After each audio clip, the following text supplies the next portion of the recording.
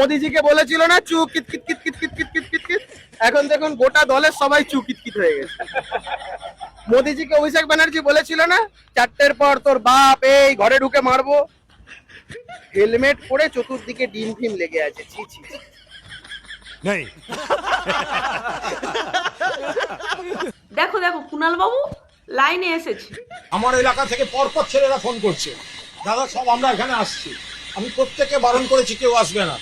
এখানকার ছেলেরা বলেছেন, সিনিয়র নেতারা ছিলেন, দাদা আমরাই যাচ্ছি। আমি বলছি কেউ করবে না, কারণ এখানে যদি আমরা আবার ছেলে নিয়ে যাই, পুলিশ তো তখন আবার বিজেপির দলদাসের আচরণ করবে, আমাদের ছেলেগুলোকে কেস দিয়ে দেবে, তাদের বেল করতে আবার আমাদের আর এক সমস্যা হবে।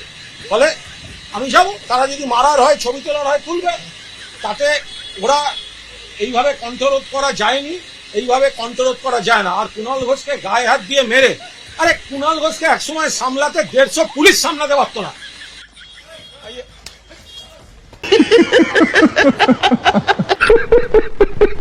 আমি ওখান দিয়েই যাব, মারার হলে আপনাদের সামনে মারুক, আপনারা ছবি তুলুন, আমি মার খেতে যাচ্ছি, পাথর মারলে মারুক, বোম মারলে মারুক, ডেড বডি পড়ে থাকবে, কিন্তু আমি ওইখান দিয়েই যাব। তারপর যাও আবার। ডিম দেখে কত ভয়, ডিমটাকে বোম ইট পাথরের সঙ্গে তুলনা করছে। ने ने ने এটা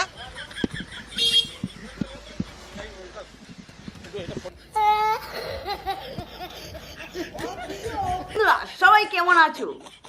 আমি আলপনা চলে এলাম আরেকটি ভিডিও নিয়ে তোমাদেরকে হাসাতে। আজকে ভিডিওতে সেই লেভেলের মজা পেতে যাচ্ছ। अभी मजा आएगा ना। মনে হয় একেই বলে প্যান্ট খুলে দৌড়।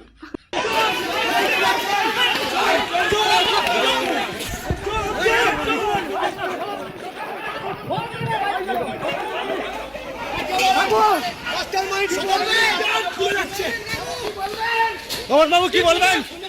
বাবু কি বলবেন? কি বলবেন? কি বলবেন আপনি?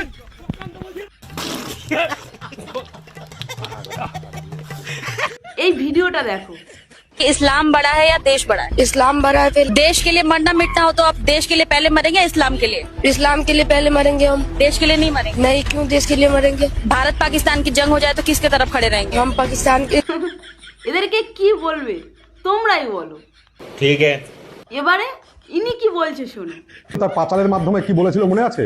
শুনুন একবার, তারপরে আমিও দেবো অ্যান্টিবায়োটিক ডোজ সেই পাঁচালের ভাষায়। পাগল হইবে মোদি হারিতে হারিতে, শুভেন্দু ফিরিবে তার কাঁথির বাড়িতে, দিলীপ দা ফিরে যাবে বৌদির কাছে, লকেট দি সিনেমায় কৌস্তব দা গাছে। হ্যাঁ ভাটাংশ, এবার তুমি শোনো। না হইল পাগল কেহ, ফুটে গেল দিদি, দাদার কাছে হারিল দিদি, জিতে গেল মোদি, যাদের তুমি হ্যাটা করলে মন্ত্রী হইল তারা, মাঝখান থেকে তোমার দেখা পাই না কেন আমরা, পচা ডিমের ভয়ে তুমি কাহার ছায়ার তলে, জনতা পেলে জুতোর মালা পরাইবে তোমার গলে, কৌস্তব বাক্সি গাছে নয় বুক ফুলিয়ে ঘোরে, তোমার নেতা নেত্রীরা সব লুকাচুপি করে, থাকিলে দম বাইরে এসো দেখি তোমার বদন, অনেক দিন ধরে তোমায় পারি না দিতে গাথন, কোথায় গেল হম্বি তম্বি, কোথায় তোমার ছড়া, পচা ডিমের বৃষ্টি হবে পড়লে তুমি ধরা, আর কতদিন ইঁদুরের গর্তে থাকবে তুমি ভাই, বেরিয়ে এসো পাকের হোলি খেলতে মোরা চাই, আদর সোহাগ করবে সবাই টাকে দিয়ে হাত, সুযোগ পেলেই মারবে সবাই তোমার পাছায় লাত। শুধুমাত্র শিল্প দপ্তর থেকে কত টাকা লুট হয়েছে দেখো। ফুল ফ্রেমে দেখবো ক্যাসিনো গ্রাফিক্সে গড়গড় গড়গড় করে ঘুরবে এবং আমি আপনি দীর্ঘশ্বাস ফেলবো। এটা আমার দেখাতে খুব ভালো লাগে, কারণ আমার পকেটেও টাকা নেই, আপনার পকেটেও টাকা নেই, কিন্তু মমতা বন্দ্যোপাধ্যায়ের কল্যাণে কিছু উজ্জ্বল নক্ষত্র, কিছু মিনমিনে মিডিয়া, তাদের কাছে প্রচুর টাকা ঢুকে গেছে। 635 কোটি টাকার বেশি, 635 কোটি 22,71,406 টাকা। ফোন নাম্বারের মতন দেখুন 96 বহর, শুধুমাত্র শিল্প দপ্তর। মনে আছে মহুয়াকে? বুকের পাটা নেই, আমি তো বলবো এরা বেগুনের বাচ্চা। এরা যদি বাঘের বাচ্চা দেখতে চান তো টিএম থেকে দেখুন। আচ্ছা মহুয়াদি, তুমি কাকে দেখে ভয় পাচ্ছো? যাই হোক, আপনারা আমার অধীর অপেক্ষায় ছিলেন। আপনাদের প্রত্যেকটার মুখ দেখা যাচ্ছে। আচ্ছা, এই বিজেপির মহিলা কর্মীদের আমি বলতে চাই যে আপনাদের তো বিজেপির দাদারা তাতিয়েছে, বলেছে যান যান হিরোইন হবেন, হাতে ডিম টিম নিয়ে অপেক্ষা করুন, মহুয়া মৈত্র আসবেন। মহামূত্র হতে পারবেন না, কিন্তু মহামূত্রের দুটো ডিম ছুঁড়ে যদি আজকে হিরোইন হয় তাহলে খুব ভালো। তা আপনাদের মুখ তো দেখা যাচ্ছে, আমি তো উজ্জ্বল বিশ্বাস নই, আপনাদের মুখ দেখা যাচ্ছে। আপনারা যে আমার জন্য অপেক্ষা করছেন হাতে ডিম নিয়ে, প্রত্যেকটার মুখ দেখা যাচ্ছে। You can be recognised, you can be identified. এখন আমি কি করব? আমি তো এফআইআর করব। তাদের হাতে সামান্য ডিম আছে বলে তুমি তাদের নামে এফআইআর করবে? তুমি না বাঘের বাচ্চা, তুমি ওই সামান্য খুচরো খাজা বেগুনের বাচ্চাদের দেখে ভয় পাচ্ছ? এরা যদি বাঘের বাচ্চা দেখতে চান তো টিএমসি দেখুন। থাক দিদি, আর বলতে হবে না, তুমি কত বড় বাঘের বাচ্চা আমরা জেনে গেছি।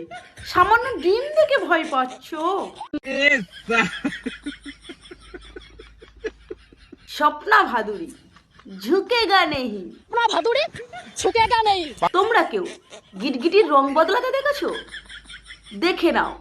সত্যি কথা বলতে খুবই শ্রদ্ধা করতাম, এখনো করি, ইভেন আমি আগামীতেও করব মাননীয়া মমতা বন্দ্যোপাধ্যায়, যিনি এখন বাংলার প্রাক্তন মুখ্যমন্ত্রী। ওনার কিছু আদর্শ, ওনার নীতি আমার খুব ভালো লাগতো, যার জন্য আমি সাপোর্ট করতাম। আমি এখন যা দেখতে পাচ্ছি যে তাদের ভেতরে সিম্বলকে সামনে রেখে মুখ্যমন্ত্রীর শ্রদ্ধা ভক্তি দেখিয়ে যারা কোটি কোটি টাকার সম্পত্তি করেছে, একটা কথা না বললে হয় না, একটা গ্রামের মেম্বার, তারও থাকে 3-4টে সিকিউরিটি, তারও থাকে 4-5টা গাড়ি, তারও থাকে 2-4টে অট্টালিকা, এগুলো আসছে কোথার থেকে? এখন যাদেরকে অ্যারেস্ট করা হচ্ছে, আমি তো বলবো যে এখন যাদেরকে অ্যারেস্ট করছে আইনগতভাবে তাদেরকে সঠিক সাজা দেওয়া হোক, এবং তারা যে দুর্নীতির সঙ্গে জড়িত সেই দুর্নীতিটা তারা কিভাবে করতে পেরেছে এবং তাদেরকে করতে কে সহযোগিতা করেছে সেগুলো পশ্চিমবঙ্গ মানুষের সামনে আসুক। প্রচুর খারাপ লাগছে, কারণ একজন বাংলার মানুষ তো, আমি দিল্লিতে ছিলাম, তো ওখানে কথাই বলে যে মানে হিন্দিতে বলে যে इंडिया में तो 28 स्टेट है लेकिन वेस्ट बंगाल में ज्यादा चोरी करता है टीएमसी में। তো এটা শুনে খারাপ লাগতো। তো আমি ভাবতাম, যেহেতু আমি ওখানে ছিলাম, আমি 2020-তে ব্যাক করি কলকাতাতে, তো আসার পরে যা দেখতে পেলাম যে সত্যি প্রচুর দুর্নীতি হয়েছে। দেখো, কিছু না ঘটলে কিছু রটে না। ওই আমার বাড়ি তো ইডি যাচ্ছে না, আমার বাড়ি তো সিআইডি যাচ্ছে না, আমার বাড়ি তো পুলিশ যাচ্ছে না, আমার বাড়িতে যাচ্ছে না। আমি সাপোর্ট করে ভিডিও করতাম, বাট আমি টিএমসি থেকে 1টা টাকা অন ক্যামেরাতে বলছি, আমি স্বপ্না ভাদুড়ী 1টা টাকা টিএমসি থেকে কোনোদিনও আমি হেল্প পাইনি। যদি কেউ দেখাতে পারে 1টা টাকা, 100, 200, 500, 1000, 2000 বাদ দাও, 1টা টাকা, সেদিন থেকে নাকে খড় দিয়ে পশ্চিমবাংলার 11 কোটি মানুষের সামনে নাকে খড় দিয়ে এই স্বপ্না ভাদুড়ী পলিটিক্যাল সাবজেক্ট ছেড়ে দেবে। আমি যেটা ন্যায় অন্যায় সেটাকে তুলে ধরতাম, আমি যতটুকু বুঝি সেটাকে তুলে ধরেছি। নতুন সরকারের উদ্যোগে রাস্তা পরিষ্কার। বন্ধুরা, নতুন সরকার আসছে, নতুন জিনিস, কলকাতা কর্পোরেশনের উদ্যোগে দেখুন অত্যাধুনিক ভাবে রাস্তা পরিষ্কার হচ্ছে। কিভাবে হচ্ছে পুরো ভিডিওটা দেখুন।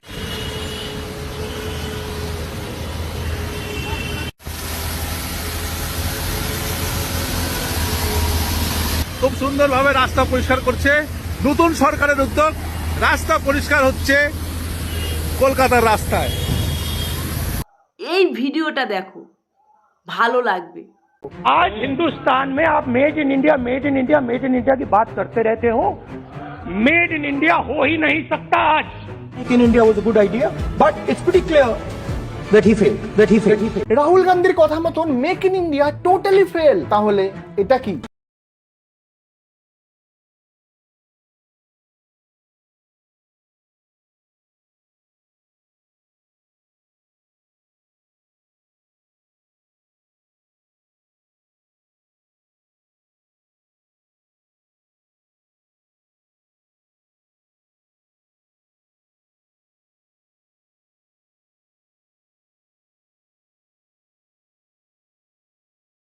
একটা এয়ারক্রাফট উড়েনি, বরং ভারতের ডিফেন্স ম্যানুফ্যাকচারিং স্বপ্ন নতুন উড়ান উড়েছে। ভারতরা গুজরাট থেকে ভারতের প্রথম made in India Airbus C-95 military transport aircraft সফলভাবে তার টেস্ট ফ্লাই সম্পন্ন করেছে। 21,935 কোটি টাকার C-295 প্রোগ্রামের অধীনে ইন্ডিয়ান এয়ারফোর্স মোট 56 এয়ারক্রাফট পাবে, যার মধ্যে থেকে 16টি এয়ারক্রাফট স্পেন থেকে আসছে আর 40টি এয়ারক্রাফট ভারতেই ম্যানুফ্যাকচার হচ্ছে। টাটা অ্যাডভান্সড সিস্টেম লিমিটেড এবং এয়ারবাস এই প্রোগ্রাম যৌথভাবে সম্পন্ন করছে। আর সব থেকে বড় কথা, ভারতের ইতিহাসে প্রথম কোন সামরিক বিমান প্রাইভেট সেক্টরের মাধ্যমে ম্যানুফ্যাকচার হচ্ছে। যে দেশ এক সময় ডিফেন্স ইকুইপমেন্টের আমদানির জন্য অন্য অন্য দেশের উপর নির্ভরশীল ছিল, আজ সেই দেশ নিজেই উন্নত সামরিক বিমান তৈরি করছে। এটা প্রত্যেকটা ভারতবাসীর কাছে একটা গর্বের মুহূর্ত। মেড ইন ইন্ডিয়া, আত্মনির্ভর ভারত শুধু একটা স্লোগান নয়, ভারতরা রানওয়েতে সেটা বাস্তবে পরিণত করে দেখিয়েছে। जहां हम मेड इन इंडिया सिर्फ पर ट्रेड करेंगे और कंटेनर भी मेड इन इंडिया होंगे। বিজেপি গভর্নমেন্টের অনেক পজিটিভ দিক রয়েছে, তেমনই ভাবে অনেক নেগেটিভ দিক রয়েছে। কিছু পার্সেন্ট পজিটিভ দিক দেখে, আবার কিছু পার্সেন্ট নেগেটিভ দিক দেখে। তোমরা যেটা দেখতে চাইবা তোমাদের চোখের সামনে সেটাই পড়বে। যদি পজিটিভ তো পজিটিভ দেখবে, যদি ভাবো নেগেটিভ দেখবো তো নেগেটিভ দেখবে। আর যদি তোমরা নিউট্রাল হয়ে পজিটিভ আর নেগেটিভ দুটোই দেখো তাহলে কিন্তু পুরো পিকচারটা ক্লিয়ার হয়ে যাবে। জয় হিন্দ। পুরা মুখ ঢাকা, হাত মোজা, পা মোজা, বোরকা, এটা ইসলামের পোশাক। কোথায় লেখা? আমি চ্যালেঞ্জ দিয়ে প্রশ্ন করছি, কোথায় লেখা আছে? প্রমাণ দেন যে কোরআন শরীফের কোথায় আছে যেরকম পুরা পর্দা করতে হবে, হাত মোজা পড়তে হবে, নারীরা ঘর থেকে বাইরে যেতে পারবে না, নারীদেরকে খালি বিয়ে করবে বিয়ে করবে বিয়ে করবে বিয়ে করবে। হ্যাঁ, কোথায় লেখা আছে? কোথাও। আরে দিদি, আপনি এত বড় সত্যিটা বললেন কিভাবে? সঠিক বলেছেন। এত সত্যি কথা বলবেন না, নিজের ধর্মের সত্যিটা সবার সামনে এরকম ভাবে তুলে ধরবেন না, তাহলে আপনার নামে ফতেয়া জারি হবে। তাহলে তুই এত বড় সত্যিটা আপনার বলা ঠিক হয়নি। এই ভিডিওটা দেখো, কলেজের মধ্যে কতটা দুর্নীতি হতো। নাকি ছাত্রীর কাছে অন্য কিছু দাবি করেছিল, সেটা দিলে সে অরিজিনাল মার্কশিটটা ফেরত পাবে। আমি প্রশাসনের তাড়াতাড়ি হস্তক্ষেপ দাবি করছি। সবে প্রতিটা স্টুডেন্টের রেট ঠিক করা হতো, কোন স্টুডেন্টের কাছ থেকে বছরে কত টাকা ফিস বাড়ানো হবে, কত টাকা ইউনিয়ন খাবে, কত টাকা কলেজ দেওয়া হবে। প্রতি বছর ফিস বাড়িয়ে দিত অনৈতিকভাবে, তার টাকা খেত ইউনিয়ন। পরিবারের ছেলে মেয়েদের ভর্তি হওয়ার জন্য তো একটা ফান্ড থাকে, একটা ফান্ড থাকে তো। সমস্ত ফান্ড এই আমাদের এমএলএ বাবু, রিয়াজ, নজরুল, তাপর, এই চারজনে আর হাকিম সর্দার, এরা কজনে মিলে লুট করে নিয়েছে। বলছে যে কোনো কলেজ ফান্ডে টাকা নেই। ফেসবুক ইউনিয়ন রুমে কি করছে? রেট চার্ট দেওয়া আছে কোন স্টুডেন্টের কাছ থেকে কত টাকা নেবে। এই বিগত সরকারে সরকারিভাবে লুটতরাজ চালানো হয়েছে। ব্যাংকের বই, ব্যাংকের বই, স্কলারশিপ বাবাই তো অরিজিনাল মার্কশিট। হ্যাঁ ম্যাম, করবে না, কোনো কিছু করবে না। স্টুডেন্টদের টাকা মনে হয় সেই ছাত্রী টাকা না দিলে বোধহয় অরিজিনাল মার্কশিটটা পাবে না। বলতো এই কোচিং এ না পড়লে সমস্ত কিছু কোনো সাহায্য করবো না কলেজে, হুমকি দিত ছেলে মেয়েদেরকে।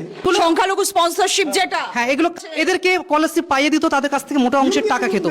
এটা রিয়াজ নজরুলের প্রাইভেট রুম, এখানে এসি ছিল, ইলেকশনের আগে এসি খুলে নিয়েছে।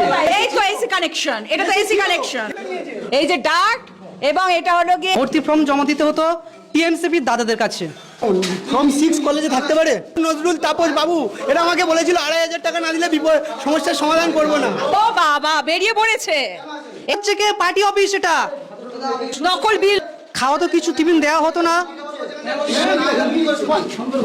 ফোন করে কেউ কি দিচ্ছে যে অনেককে ধরেছিলাম ওর দাদা লাখ লাখ টাকার বই নিয়েছে। দেখুন, অথচ লাইব্রেরিতে কোনো বই নেই। বই কি দেখুন, অল্প অল্প বই কটা পড়ে আছে। ছেলে মেয়ে বই নিয়ে, একটা ছেলে বই নিলে দ্বিতীয় ছেলে বই পাবে না।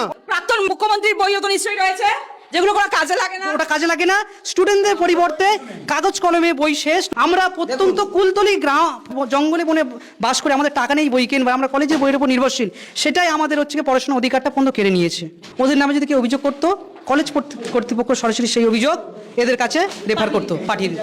আসামি এখানে পড়ে রয়েছে, এখানে পড়েছে জিএসরা তার নিজের পাইপের ডুমে রুকিয়ে রেখেছে। কুন্দখালী গোদাবর অঞ্চল তৃণমূল কংগ্রেস কমিটি এখানে কি করে? এদিকে দেখো, মমতা ব্যানার্জির ভাইয়ের বউ শুভেন্দু অধিকারীকে দেখে কত খুশি। কাজরি বন্দ্যোপাধ্যায়, একবার দেখুন শুধু, কাজরি বন্দ্যোপাধ্যায়কে দেখে চিনতে পারছেন? কি গদগদ না! মুখ্যমন্ত্রীর সঙ্গে এই তৃণমূলী কাউন্সিলরদের যিনি সবচেয়ে বেশি হেসে হেসে গদগদ হয়ে কথা বলেছেন, তিনি কাজরি বন্দ্যোপাধ্যায়। মুখ্যমন্ত্রীর সাক্ষাৎ, বাবা, মুখের হাসিটা দেখুন শুধু। কাজরি বন্দ্যোপাধ্যায় কে? মমতা ব্যানার্জির ভাইয়ের স্ত্রী, ব্যানার্জি পরিবারের অন্যতম মেম্বার। কিন্তু আর আনন্দ ধরে রাখতে পারছেন না, মুখ্যমন্ত্রীর হাত চেপে ধরলেন, তার সঙ্গে কথা বললেন হেসে হেসে, যেন কত আত্মীয়। ফ্ল্যাশব্যাকে যান, বেশি দিন নয়, 29শে এপ্রিল 2026, বেশি দিন নয়, 1.5 মাসও পুরো হয়নি। সেদিন ভবানীপুরে নির্বাচন, শুভেন্দু অধিকারী প্রার্থী হিসেবে এলাকায় ঘুরছেন। অধিকারীকে দেখে গো ব্যাক স্লোগান, তৃণমূলী রাস্তায় নেমে পড়েছিলেন, সে কি ধুন্ধুমার। আমরা ভবানীপুরের রাস্তা দিয়ে ছুটতে দেখেছিলাম শুভেন্দু অধিকারীকে। এই পুরো ঘটনার নেতৃত্ব কে দিয়েছিলেন? কাজরি ব্যানার্জি।